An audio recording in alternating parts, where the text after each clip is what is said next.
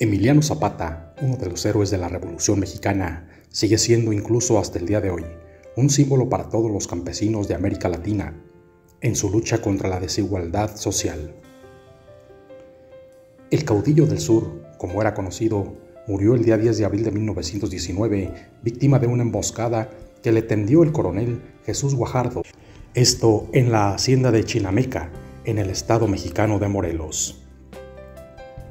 Con su muerte, el general Venustiano Carranza, presidente de México, pretendía acabar con la llamada Revolución del Sur. De hecho, tras la muerte de Zapata, solo quedaría otro líder revolucionario. Este sería Pancho Villa, mejor conocido como el Centauro del Norte, resistiendo en el norte del país hasta 1923. Con tan solo 23 años, Emiliano Zapata ya tenía cierta experiencia en revoluciones. Había liderado un levantamiento en la ciudad de Yuatepec para poner coto a los desmanes que allí estaban cometiendo el cacique Pablo Escandón. Y en el año de 1906 defendería las tierras de unos campesinos frente al acoso de grandes propietarios de terrenos. Fue entonces cuando Zapata acuñó la célebre frase: «Es mejor morir de pie que vivir toda la vida arrodillado». Para añadir más leña al fuego, en 1909, una ley promulgada por el entonces presidente de México, Porfirio Díaz, amenazaba con empeorar aún más la miserable situación del campesino e indígena, en un país donde los terratenientes y las grandes compañías eran amos y señores de casi toda la tierra cultivable, condenándolos a la miseria más absoluta.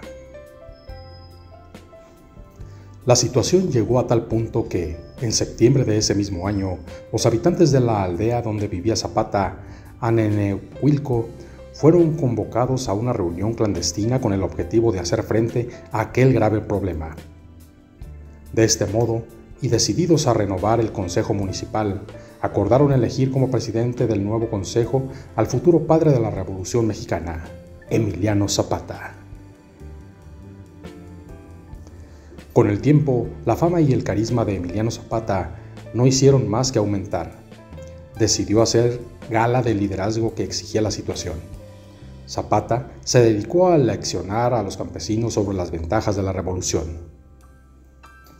En su libro Zapata, La lucha por la tierra, la justicia y libertad, el sociólogo de la Universidad Nacional Autónoma de México, UNAM, doctor en Historia por el Colegio de México, Felipe Ávila, afirma que el movimiento de Zapata es la historia ancestral de los pueblos indígenas y campesinos por defender sus tierras, sus bosques, sus aguas y sus recursos naturales.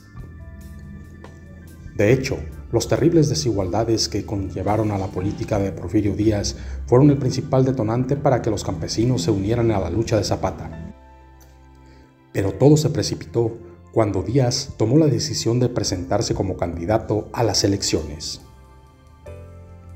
El único candidato que podía tumbar la candidatura de Díaz es el empresario político Francisco Ignacio Madero, que fue perseguido hasta el punto de que se vio obligado a exiliarse. Todo aquello no fue óbice para que proclamase el llamado Plan de San Luis, por el que instaba al pueblo mexicano a alzarse en armas. Al año siguiente, con el lema Tierra y Libertad, Emiliano Zapata se unió al movimiento revolucionario de Francisco Ignacio Madero, con la clara intención de derrocar el régimen de Díaz. Como fue así, en 1911, Porfirio Díaz tuvo que partir al exilio después de traspasar el poder político y diplomático a Francisco León de la Barca, al cual asumió la presidencia de forma interina hasta la celebración de las nuevas elecciones, que se celebraron en el mes de noviembre de 1911 y en la que Francisco Ignacio Madero resultó elegido presidente. Zapata esperaba que el nuevo gobierno asumiría los compromisos en materia agraria que se habían acordado, pero el nuevo mandatario, sometido a fuertes presiones por parte del ejército y de los sectores más reaccionarios de la sociedad, exigió, sin embargo, la entrega de las armas a los revolucionarios. A finales de 1911, en el mes de noviembre, Emiliano Zapata presentó su propia reforma agraria, conocida como el Plan Ayala por haberse promulgado en la población de Ayala, en el estado de Morelos. La reforma buscaba colectivizar las grandes tierras y liberar así a miles de campesinos e indígenas de la presión latifundista a las que estaban sometidos. Con ello, Zapata pretendía ser consecuente con otros de sus célebres y reivindicativos lemas: la tierra para el quien la trabaja. Hombre de profundas convicciones, Zapata abogó asimismo por el derecho de la huelga y también por la emancipación de la mujer. Sus ideales en su momento se vieron alterados por diferentes cambios de gobierno. De hecho, desde 1911 hasta 1919, luchó detonantemente por los derechos de los pobres en los estados del sur de México. Huerta era considerado un traidor por los revolucionarios y también por el gobernador de Coahuila, el político militar y empresario Venustiano Carranza, quien se erigió en el líder de los constitucionalistas. Así, el primer objetivo de Carranza fue expulsar a Huerta y restablecer la legibilidad constitucional, con el apoyo del líder de los revolucionarios del norte, Pancho Villa. En octubre de 1914 tuvo lugar la conocida como Convención de Aguascalientes, que pretendía unir a todas las fracciones revolucionarias y también a los más moderados.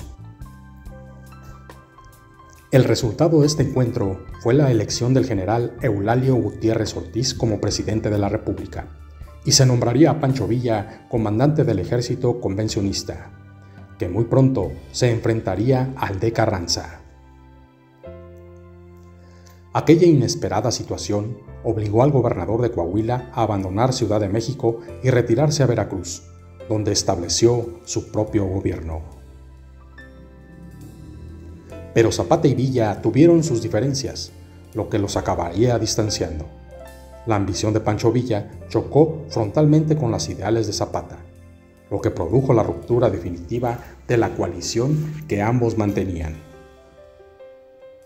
Este hecho fue aprovechado por Carranza para resurgir de su retiro de Veracruz.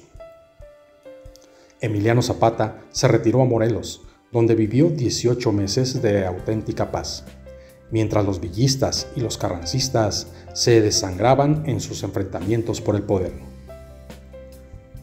Al final, con la derrota de Pancho Villa, Carranza pudo concentrar todos sus esfuerzos en vencer a Zapata, y durante el mes de febrero de 1916, el revolucionario autorizó que representantes suyos iniciaran conversaciones con el general Pablo González, uno de los hombres de confianza de Carranza, a quienes se había encomendado la tarea de recuperar Morelos.